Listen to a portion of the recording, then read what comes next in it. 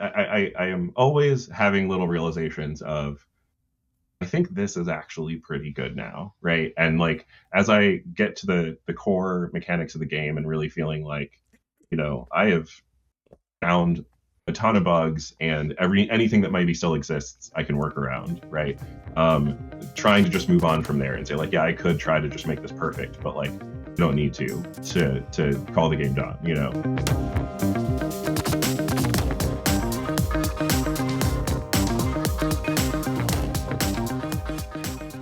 Good morning, everyone, and welcome to episode 91 of the Sandbox.Space weekly podcast. This is the first podcast of 2026.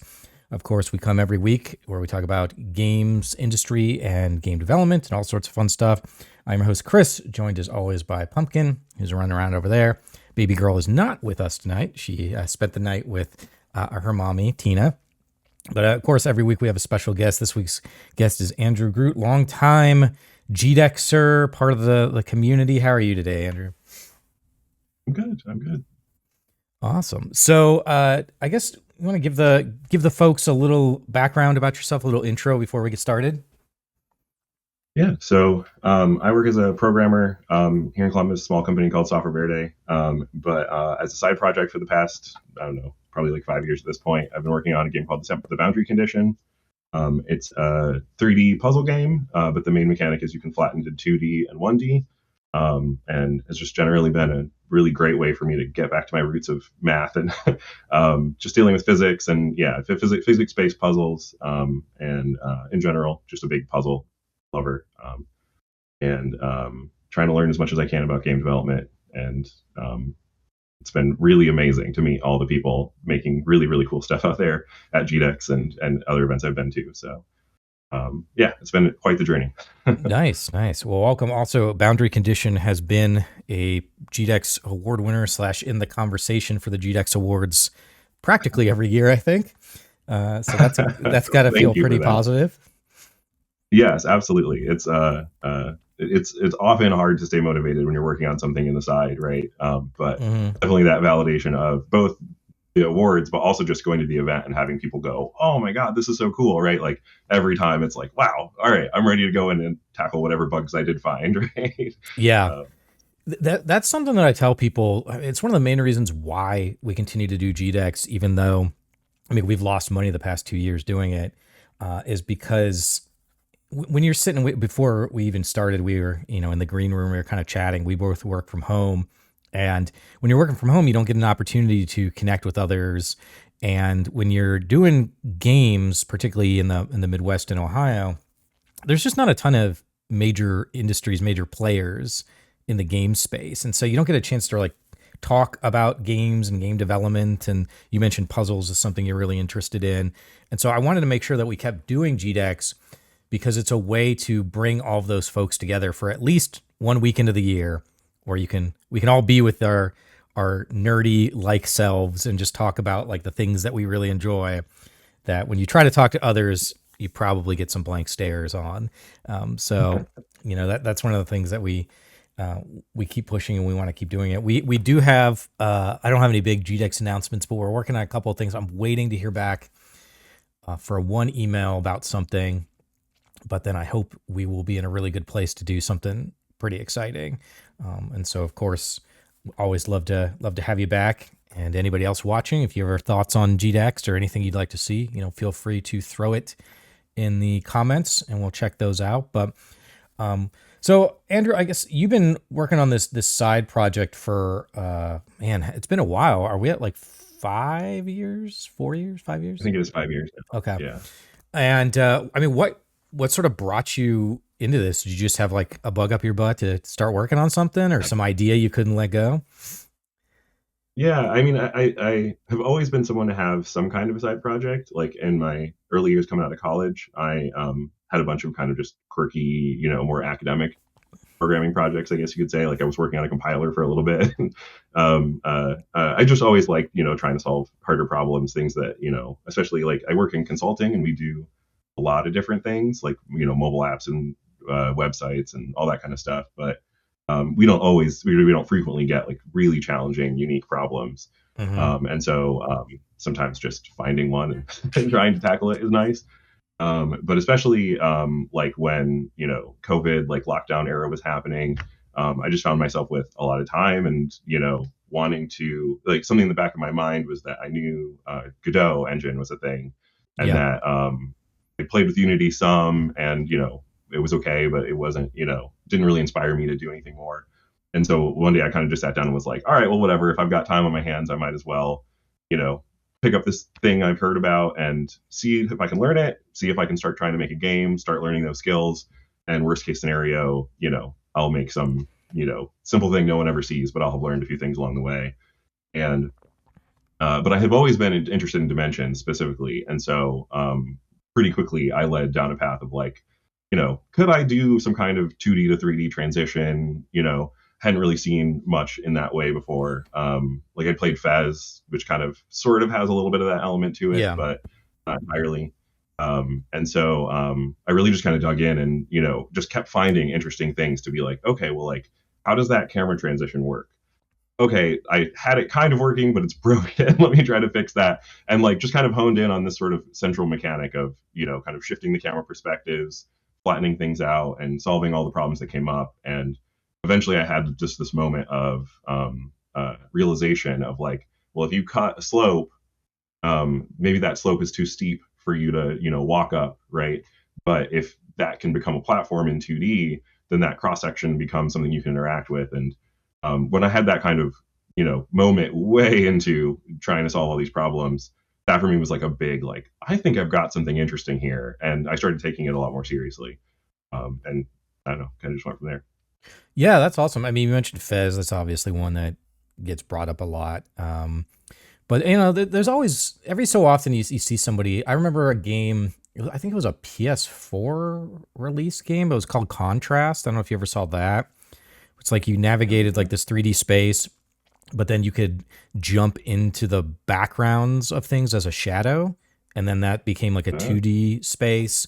And then also, uh, this was more of a flat 2D, but the Skookum Arts guy, the pedestrian, who's been to GDEX several times, they yeah, did yeah, some interesting things with space, but it was more about like, because it's a game where you play like one of those little characters on like a street sign.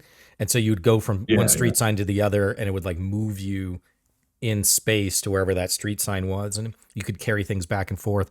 I really love the pedestrian. I think that's a great game. Um, Same.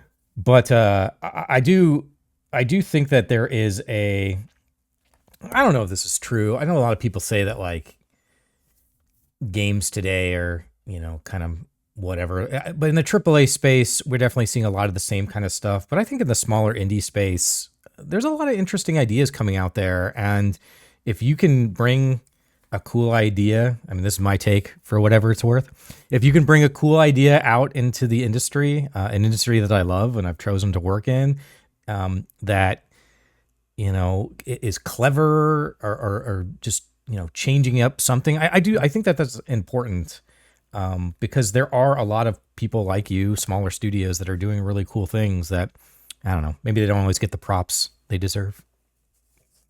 Sure. Yeah. It's tough because I think I generally like on a personal level, like every game that I've made pretty much I've tried to attack it from a perspective of I mean, game jam games is mostly what I've done beyond the boundary condition, but Hmm. like trying to really attack it from like what is something I haven't seen before that I can explore, right? Like I think a lot of people think of games as like just kind of purely entertainment, right? And like if they can put together whatever elements of games they've seen before or whatever, and like if somebody can present a game that is fun and that has better graphics than the prior iteration or whatever the case may be, right? Like I think that very often those are the things that people kind of look to by default, right? Like I think most people though do have that reaction, that moment of like, whoa, I've never seen this before. Like I'm interested, and maybe some of those other things start to fall away about how important they really are, right? Yeah. But at the same time, I think it's hard to beat that. Like the big studios making the highly polished games, right, are always drawing attention to those things that they're doing that are sort of pushing what they're focusing on forward. And so I do feel like a lot of the industry, tends to follow that because that's what's getting talked about, right? But I really like personally, I tend to stay away from the bigger games, partially just because I don't have time, right? Like I Sure. love a 4 to 6 hour game from some random studio that just played with an idea that that makes me think about things differently. Like that's really what I personally want out of games at this point. Totally. Are you more of a PC gamer or console? Yeah, I would say most games I play on PC. I have a Switch. I used to have a PlayStation. I played a lot of games on that, but yeah, at this point, it's mostly just Steam. So, but Okay. and itch to a smaller degree. But Sure. Well, as a side note too, I'm actually in the process of, I don't know if you know, but I did a thing called Game Club for a while. It was like book club, but for video games. And every month we'd pick a game. And I intentionally tried to pick games that were cross platform, relatively, I don't want to say unknown, but like lesser known. And you could beat in like 4 to 8 hours. Like the goal was to okay, have these experiences for busy people because I like Baldur's Gate 3. I want to play that game. Everyone's talking about it. I don't have 200 hours to put into it. yeah, Claire yeah, Obscura, everyone's talking about. I'm gonna try to get into that, but that I think is like a 40 to 60 hour game. And so yeah, it gets difficult committing to a game that's going to be dozens or 100 plus hours. So I totally feel that. And one of the things too, I've brought this up before because I think you are right in the sense that the big boys can use their marketing muscle to kind of determine the conversation. And I've had conversations with like, IGN and GameSpot and Polygon and all them, and they just won't write articles about smaller games because they're not going to get the web traffic, and it's a engagement, it's an eyeball game, right? And sorry, yeah. pumpkin. And it's frustrating because I think there's a lot of really good stuff out there, and to be honest, I think a lot of the AAA games these days just aren't. There's a lot of money in them, but they're like not that interesting. They're like not really that good. There's some good stuff, don't get me wrong, but I think there's also a lot of games that just sort of by the nature of being AAA and the marketing budget, people kind of gravitate towards. But this brings me to I watch a lot of YouTube reactions for movies and video games, and I do that because I like to see what people think about and what they kind of get connected to, particularly younger people. And one of the things that I've found both in movies and video games is that the younger reaction channels that start playing games or watch movies, they'll when they first start, they kind of do the usual suspects a lot, the things you expect. But then as they begin to broaden, because they've played a lot of the games, as they begin to broaden, or maybe what do you call it? They do like a Patreon poll, and some weird game will win the poll. And then they start to play these other games that they never thought about or heard of, and they'll start to realize, like, oh wow, video games can be like this. They'll start to realize the opportunities that exists in the industry, and I think that that's really amazing when I see gamers cross that threshold. Yeah, yeah. It's interesting too because like I think that there's a lot of talk about kind of immersion and story in games, and the thing that I kind of always come back to is like if something can work as a movie, I think I'd rather it be a movie. Like it's just Sure. a more palatable thing for me a lot of the time, and I just love film. But I think so I think I'm in general drawn to games that do something that just wouldn't make sense in another medium, right? And I think so many games like it's like yeah, there's like reactions and other things like that you're trying to do as you're playing through the game, but like in terms of what people really take away from the games, it's like if most of what you're really taking away is the story and the intensity of it, I'm like could that have just been a movie? I don't know, Yeah, and totally. so I don't know. I don't know. I think that again, once you realize, like you were saying, like once you realize the full scope of what video games can be, it's wild. Like it can really be just about anything. Yeah. Um, Yeah, we got a comment in here from Tom. It says we need to get Groot and Somerville in the same GDEX game jam. It'd be an intense rivalry, you and AK Somerville. Uh, yeah, I think that when you really look at what this technology allows you to do, I mean, I guess you and I are I think we're roughly in the same age bracket. I'm 44, and we kind of grew up in a time where computers were just constantly, improving. And it's just like, oh, every iteration of a console, we're like, oh wow, look at all the cool stuff we can do. And a lot of that used to be around like simulations and NPC behavior and stuff like that.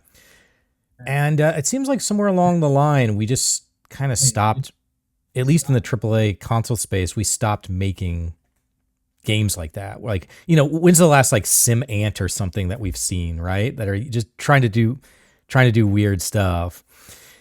And I think that there is a really cool opportunity here. I guess what I'm hoping for is that maybe in this next console generation or something, we get to a point where we're not focused on all the fancy graphics and like we hit our 4K 60 FPS, maybe we got our ray tracing or path tracing in there or whatever, and then we start spending some of that computational power on cool simulations or interesting NPC behaviors or like wild decision trees or something. And something that you said there reminds me of, did you ever play The Witness? Yeah. Oh, yeah, definitely. Okay. I'm getting a little feedback, I think, from your speaker as well. I can hear myself in there. But the Witness is one of those games that I mentioned, and I'm very curious about what Jonathan Blow's next game is going to be, because The Witness is one of those games that like it exists as a game, and really what it's trying to do only functions as a game. If you turned it into a movie or a book or whatever, you'd kind of get maybe the gist, but it's a game about learning and exploring and understanding. Like, so the game's really happening in your head more than anything. Absolutely. I remember getting through maybe the first like 10% of it and having this moment of like, oh, none of this has been explained. Like, there's been no text in this game, right? Like, Mm-hmm. like not in terms of the mechanics, right? And there's a lot you can say about that game and a lot of things that happen that don't want to get into that here, but I think that the discovery process of that and the fact that people find the various things that you can do in that game at very different rates, right? Like some people find certain things much earlier, some people figure out certain rules, at different Mm-hmm. rates. And I'm generally the kind of person that wants to try to sort of just um, work my way through things relatively, like when it comes to puzzles, at least like try to like fully complete an area and move on, or to uh, I don't know, like make sure that I fully grasp what's happening. And there's so much about that game that I think I felt really pushed me to be like, go explore. Like if you're stuck, like turn around, do something different, right? Like there's going to be something else there that um, can engage you in some way, and if you go somewhere else, you may end up figuring out like finding something that teaches you what you really need to know somewhere else, right? And I don't know, that game for me was a big uh, uh, one of the first games that has like the puzzles and the world separate that I felt um, really justified that distinction, right? Like having both of those. I think a lot of games, it's like there's a world with all the puzzles in it, but you're mostly just exploring the world to go find the other puzzles. Mm-hmm. But I think making the world so much more a part of that experience, both just in terms of how some of the rules work and other things. So yeah, I Yeah. agree completely. Yeah, absolutely. I mean, it's a game. I mean, it's a game about quite a few things, but one of it I think is observation and perspective. And so as you navigate the world, that without spoiling too much, the perspective of what you're understanding, how this island functions, begins to blossom, and it does Yeah, that without telling you a thing. Like you said, I think the only texts or explanations in that game are like the first 30 seconds where it's like, use this to move and use this to look, and then that's it. yeah, yeah. And there's never any other directions. I compare it to learning how to read. Like when you start reading, you're taught the steps. Like you read left to right, and top to bottom, and sentences start with a capital letter and end with a period, and then you start introducing things like semicolons and parentheses and quotation marks, and like all of that stuff is what the game teaches you through just playing the game. Like it subtly brings out these smaller elements, and I think that's pretty incredible. Yeah, well, and especially the way it kind of it's so aware of that process that you're going through, right?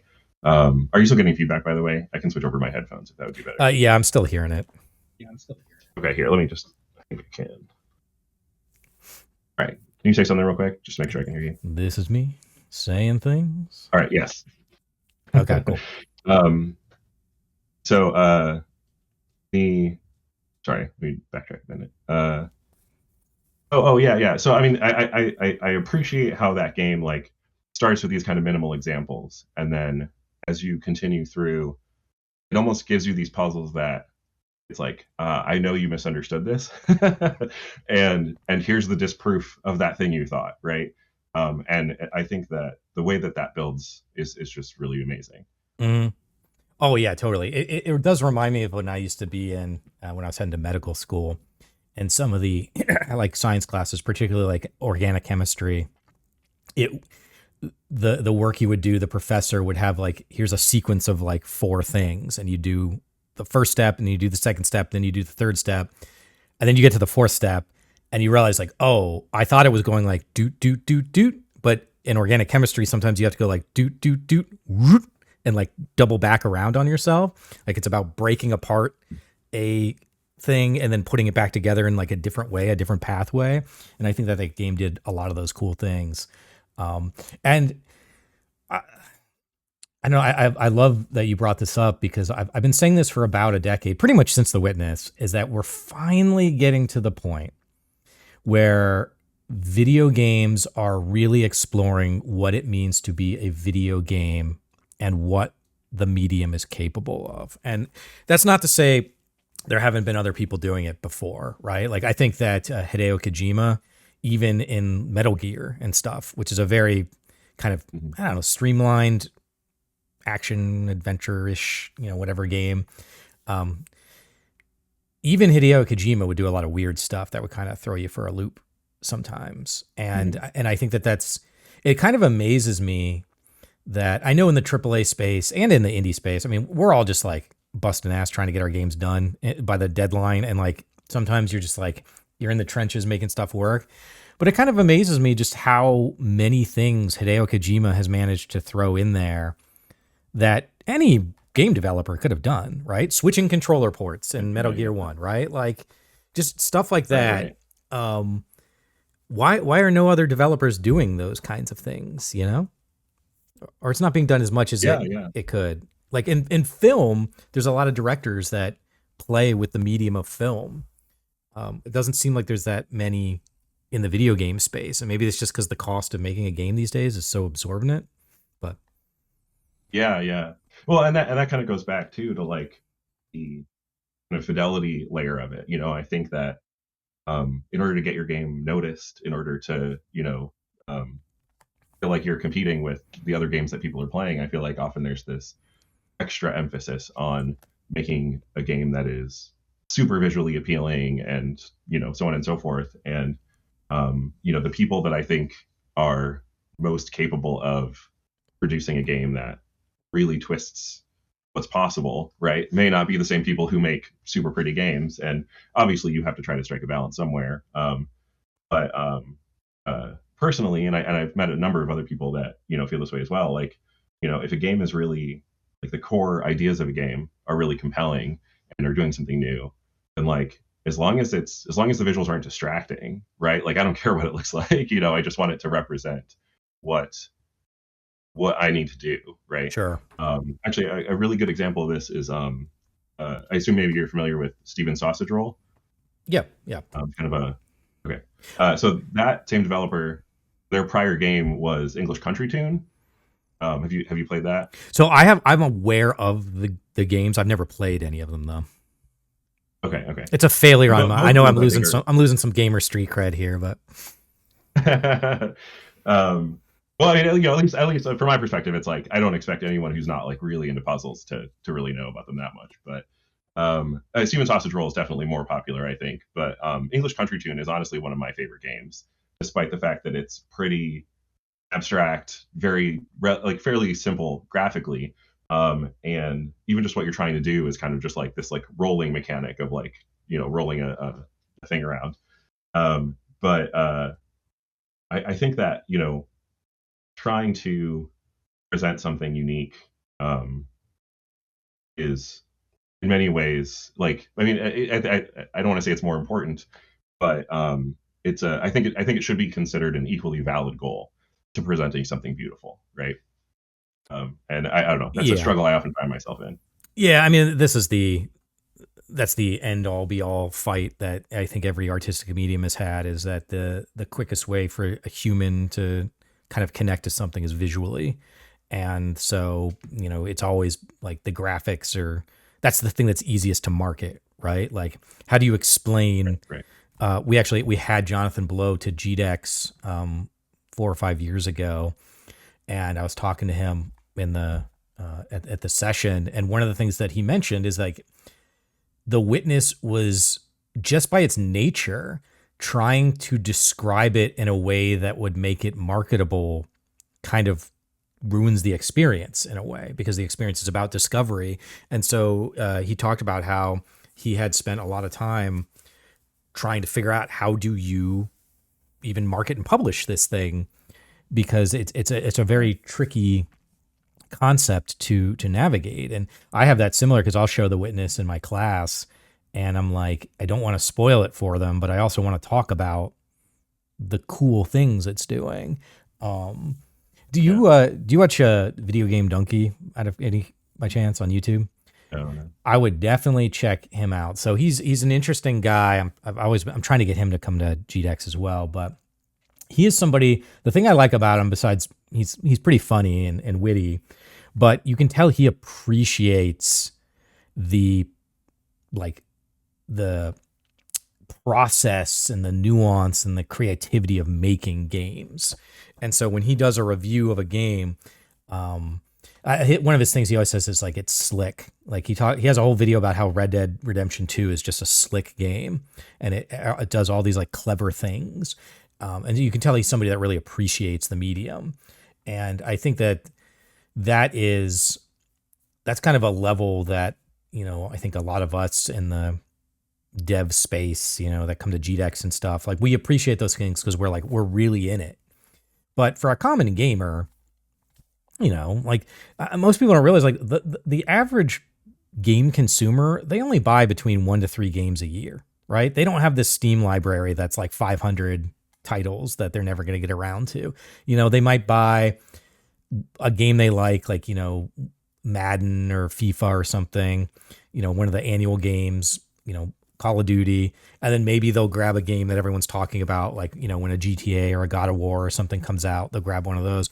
But the average consumer is not playing dozens, definitely not hundreds of games a year. And so when we have conversations like this, it's between like-minded nerds, as it were. Yeah, yeah, yeah, yeah. Um, no, I mean that's fair, and I think I've had a struggle with my own game around like I want to do whatever I can to make it appealing, but also like how far am I really willing to go for that with Mm-hmm. something that is ultimately a project that I still very much view as a personal growth project and just something cool that I want to put out into the world. And like, if I don't do some of those things, then I'm just inherently going to limit how many people it can reach, which is unfortunate, I guess. But then also realizing that that's also a part of me trying to grow as a developer is figuring out how to do those things, how to make something that's more marketable. And so I don't want to suggest that I don't think that that's important at all, right? Sure. But it is definitely a back and forth. Yeah, absolutely. Well, a large part of what I do, with the incubator, with GDEX, with all the accelerator that I work on, is like, I work with folks like you to make sure that you don't get lost in the sauce of the game creation part and you still view it as, I'm trying to create something that will make money so that I can go and make the next thing. And now you've got a full-time job. This is something you just do on the side.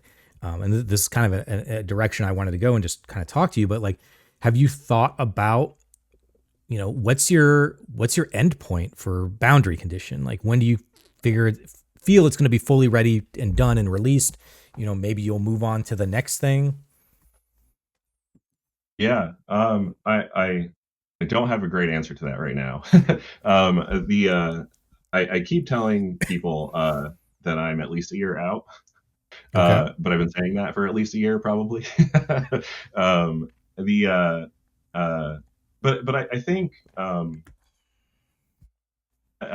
am always having little realizations of I think this is actually pretty good now, right? And like as I get to the core mechanics of the game and really feeling like, I have found a ton of bugs and anything that maybe still exists, I can work around, right? Trying to just move on from there and say like, yeah, I could try to just make this perfect, but like, you don't need to call the game done, And so, Mm-hmm. my focus right now is just creating the full set of levels that I really want to have. And I think until I have a real sense of how many that is and how that fits into like the progression of the game, I won't. I'll be hesitant to kind of set an end date for myself. But I also think that I'm not necessarily that far off from having a good idea of that. So, and then the other side of it too is I want to um, just improve the visuals, make them more consistent. I've been doing that myself, but I am looking into potentially hiring some artists to try to help me or to just build the things that I need to from there. Um, so I don't know. I feel like I'm shifting into another gear, I guess, Okay. as I try to focus more on getting getting the things done that need to be done to release it. But at the same time, I keep telling myself not to like not to force it to happen, and to keep the like again. So much of this for me is um, enjoying the process and learning about things as I go through it. And there's so many other things that I want to learn about and do, and so not being afraid to say like, there's a game jam happening, and I want to be involved in that, and I'm going to go and make another game and take a break for a week or something to go and do that.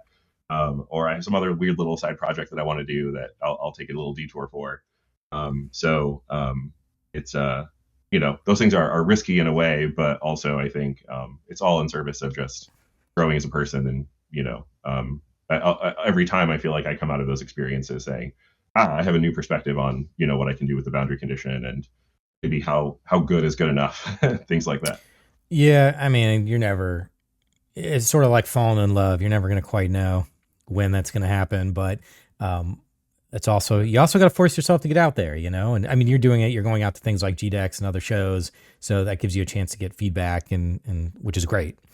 Um, and you like I said, you're doing this on the side, so there's no strict timeline that you have to adhere to, and but that's one of the things that we have been trying to do here at GDEX Multivarious for a little bit, and then we kind of got stopped because of both the economy and some of the federal funding and a program that we were involved with. Theoretically, that program is supposed to be back. So we'll see if it happens this year, because what we wanted to do is, and this is what we're doing with the Sandbox professional development community here, is help to provide the services that folks like you can use to make the game and be successful. But we also want to be able to fund some games, like fund small $50,000 to $100,000 projects, and that are doing really cool stuff. Because I think right now, dude, the publishing world is real rough. There's not a lot of money out there.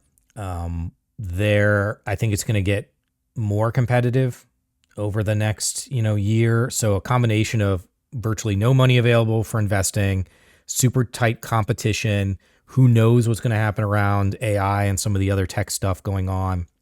And so, can we find teams that can make a game for 100,000, maybe $200,000, and that is a lot easier to sort of market and recapture your investment than when you're spending $5 million, $10 million, right? Like Sure. if we can spend Yeah. $100,000 on a product, get it out there, and then we sell 20, 30, 40,000 copies of it, which for an indie title, like a new indie title, that's great, right? If you can sell 40,000 copies, like Yeah. that's great.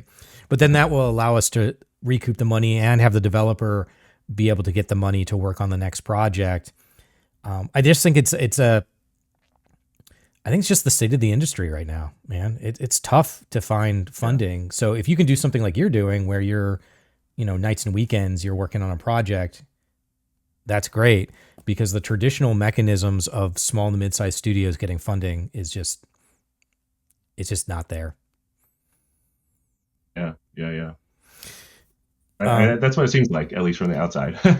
yeah, I mean, trust me, I I see help a lot with, of people struggling.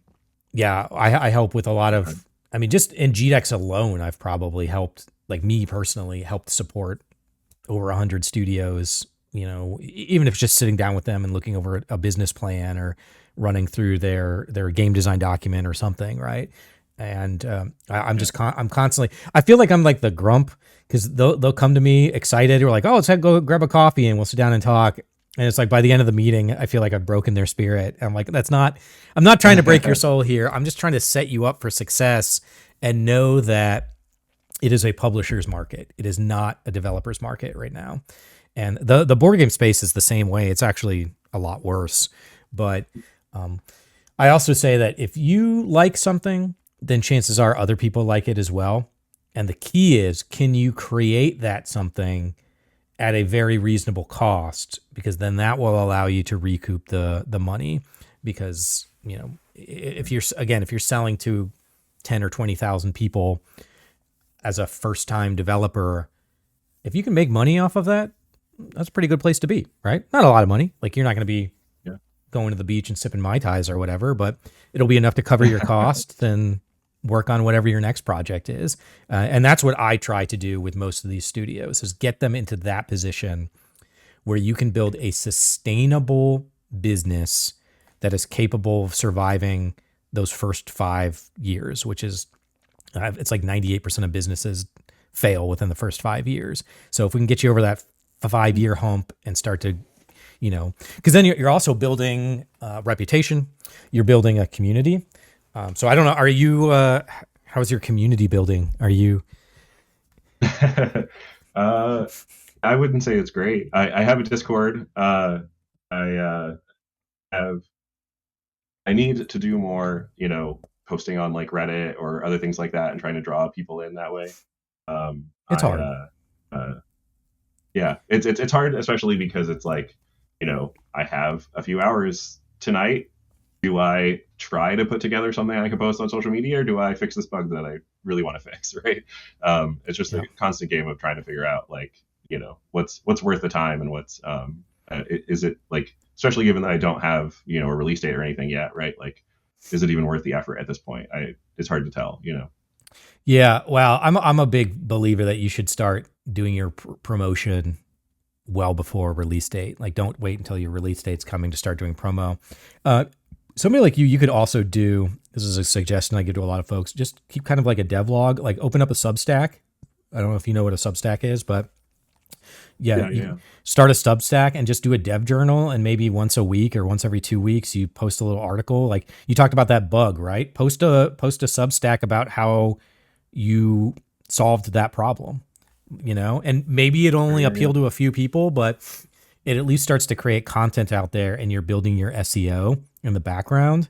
And then over time, the next thing might be, you're going to talk about how, you like your graphics, but you want them to be better. And here's some things that you're going to do. And then you could kind of show over time how the graphics improve or whatever, your art direction and yeah. whatnot. So I definitely think that Uh, that's a big thing, because if you can get even just a small base of people that are keeping an eye on your game every so often, even if it's a couple hundred or 1,000, and you'd be surprised.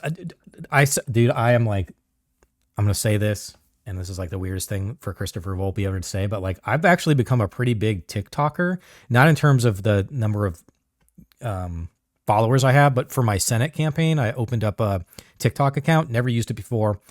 And I just started posting. I'm about to break 500 followers, which is not a lot, but I post like a video about 3 or 4 times a week. They take me, 5 to 10 minutes to do, and I'm getting a slow sort of trickling of people. And it's gotten me thinking about I should make a TikTok for the video game side of things and maybe do some like live shows or whatever.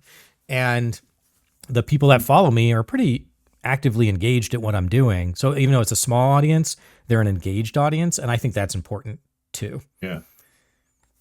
No, that makes sense. So that's enough. You can take my Yeah, no, advice I for whatever definitely need you to think want. about that more. You can, Sure. I always say I don't know shit about shit. I just say stuff. So take it for whatever it's worth on this free video podcast.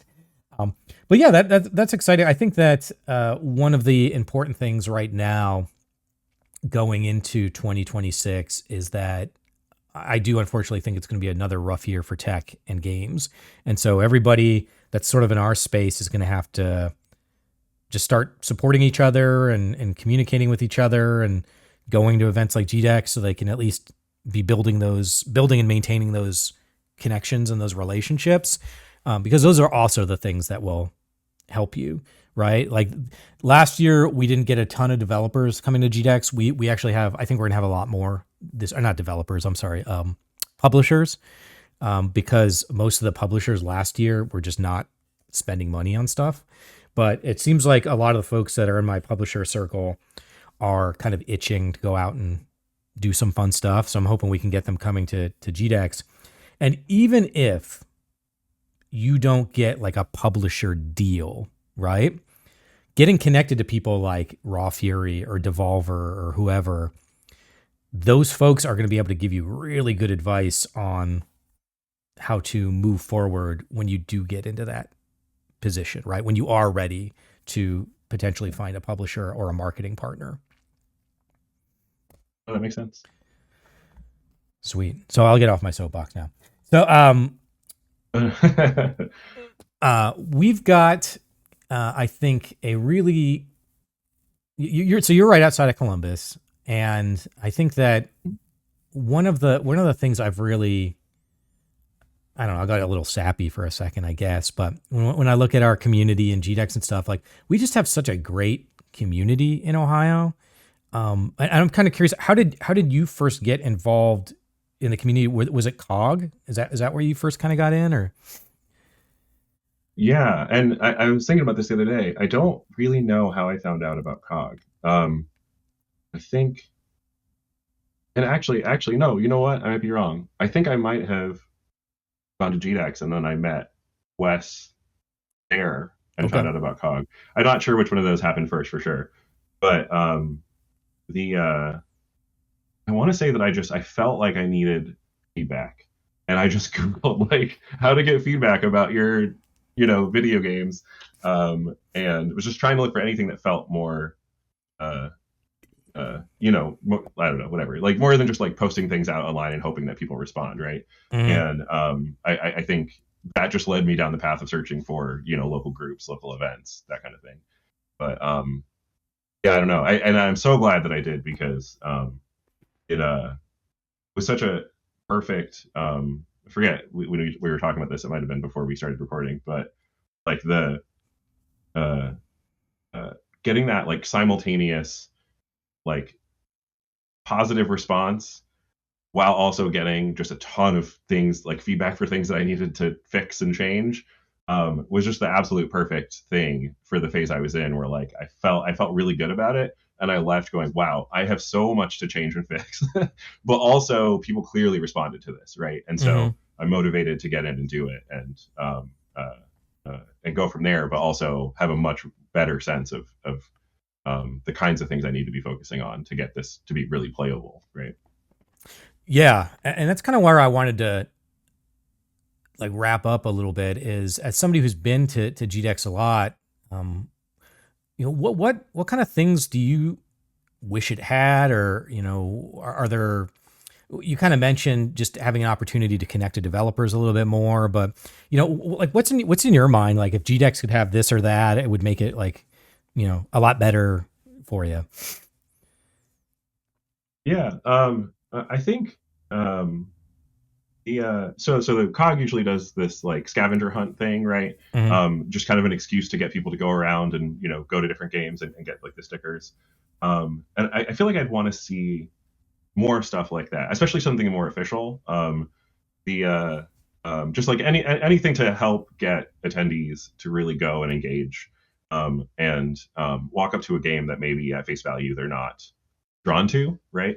I feel like I've been trying to do things more, year over year to try to be more appealing and to do things to attract more attention. And I do feel like that's been successful, but it is hard, like just depending on your positioning in the event, right? Like if people are walking past you to go to something else and they stop and notice something interesting happening or see somebody playing your game, right? Like that's a much better position to be in than, maybe if you're over in a corner and it's like you're getting the few people that trickle around the back, right? That kind of stuff.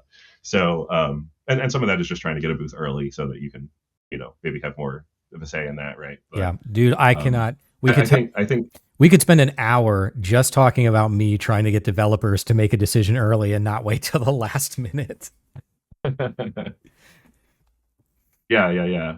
It's uh I don't know. It's been nice to just decide ahead of time, like I'm just going to go because it's close and it's convenient, and I've had a good time every year.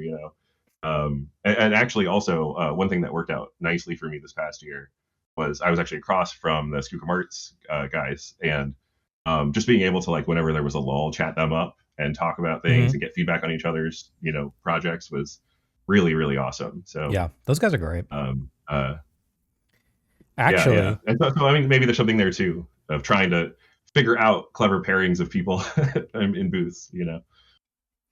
so last year, the Skookum Arts guys, I'd ping them and I was like, hey, are you going to come to GDEX?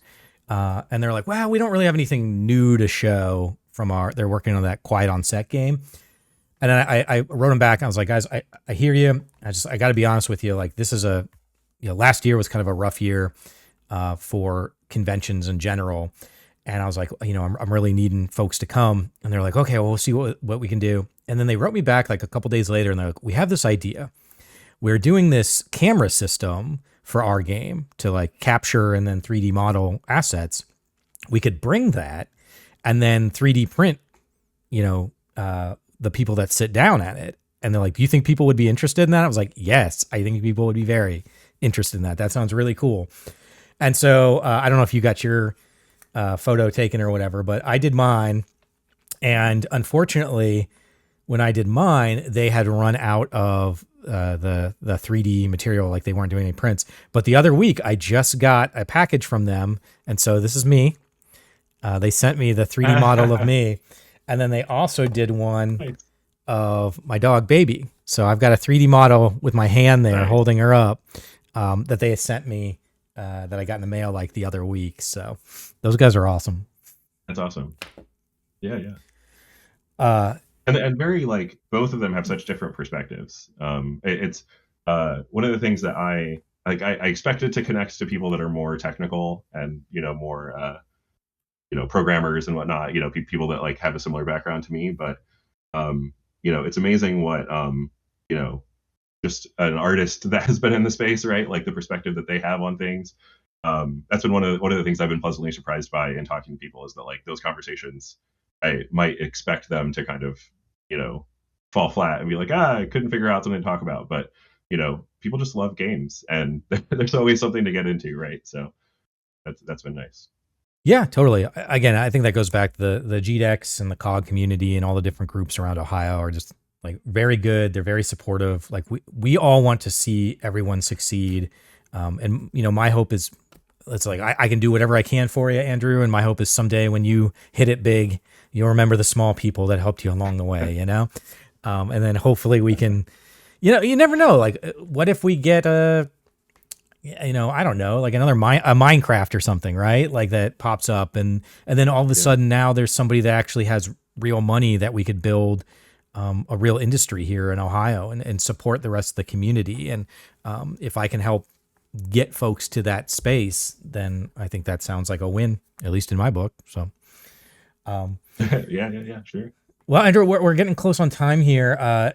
Speaking of promotion, is there any place for people to follow you or anything? How can people get in contact with you if they would like? Um, yeah. If you go to the Boundary Condition on Steam, there are several links to. There's a YouTube channel. Does not have much on it yet, but I'm hoping to post more. And also Discord. I think those are really the main things right now. But Discord has actually been more active than I expected. I'm hoping to continue to share things there as I get more into development and whatnot. The Yeah, I don't know. I think that's about it. Okay. Well, you can use this as your opportunity to start dusting off your promotional things. But I'll definitely I'll Yeah. put the link to the boundary condition, your Steam page. I'll put that in the link of the video as well. So, all right, man. Well, I really appreciate you being on the show. I just looked at the clock and realized like time has flown by. So I really appreciate you being here. Absolutely. It's always a pleasure to talk to you. Like at GDEX, I always want to talk to you more, but then I'm like, he's got stuff to do. I'll let him go. So this was great. Yeah, I'm trying every year. I say I'm going to spend more time going around and talking to people, and then I just never get the chance to. But maybe this year will be the year. So, this has been episode 91 of the Sandbox.Space weekly podcast. We do this every Wednesday at 10 a.m. Eastern, and then of course we post the videos up on our YouTube for the Sandbox. So make sure you check those out.